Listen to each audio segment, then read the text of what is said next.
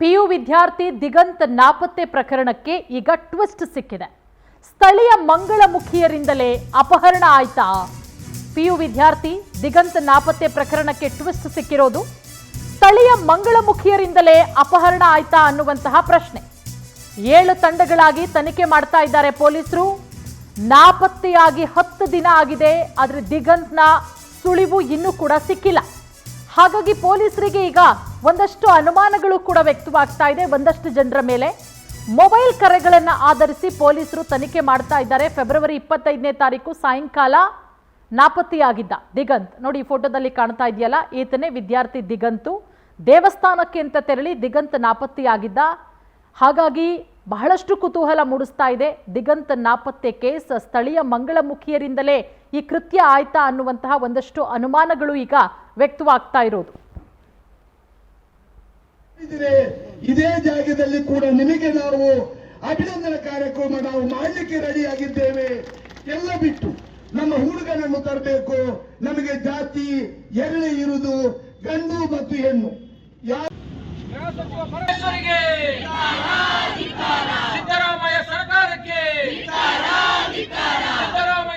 ನೋಡಿ, ಈಗ ಆಲ್ರೆಡಿ 7 ತಂಡಗಳಾಗಿ ತನಿಖೆ ಮಾಡ್ತಾ ಇದ್ದಾರೆ ಪೊಲೀಸರು. ನಾಪತ್ತೆಯಾಗಿ 10 ರಿಂದ 11 ದಿನ ಆಗಿದೆ.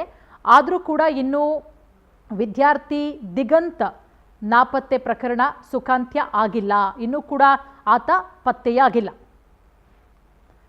ಮತ್ತೆ ಸಂಪರ್ಕಕ್ಕೆ ಸಿಕ್ಕಿದ್ದಾರೆ ನಮ್ಮ ಪ್ರತಿನಿಧಿ ಗಿರಿಧರ್ ಶೆಟ್ಟಿ. ಗಿರಿಧರ್ ಶೆಟ್ಟಿ, ಈಗ ಪೊಲೀಸರ ತನಿಖೆ ಯಾವ ರೀತಿ ನಡೀತಾ ಇದೆ ಅಂತ ಹೇಳಿ, ಯಾರ ಮೇಲಾದ್ರೂ ಅನುಮಾನ ಇದೆಯಾ? ಏನ್ ಕತೆ?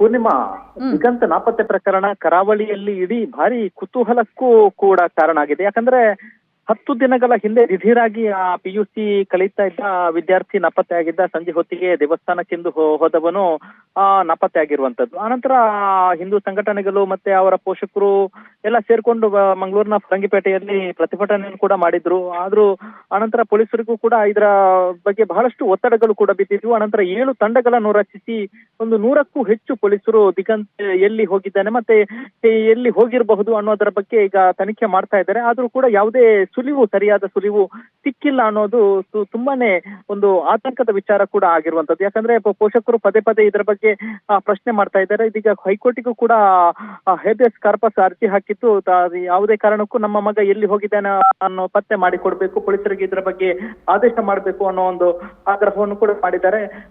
ಮಾರ್ಚ್ 12ರಂದು, ಇನ್ನೆರಡು ದಿನದಲ್ಲಿ ಮಂಗಳೂರಿನ ಪೊಲೀಸರು ಹೈಕೋರ್ಟಿಗೆ ಇದರ ಬಗ್ಗೆ ಉತ್ತರ ಕೂಡ ಕೊಡ್ಬೇಕಾಗತ್ತೆ.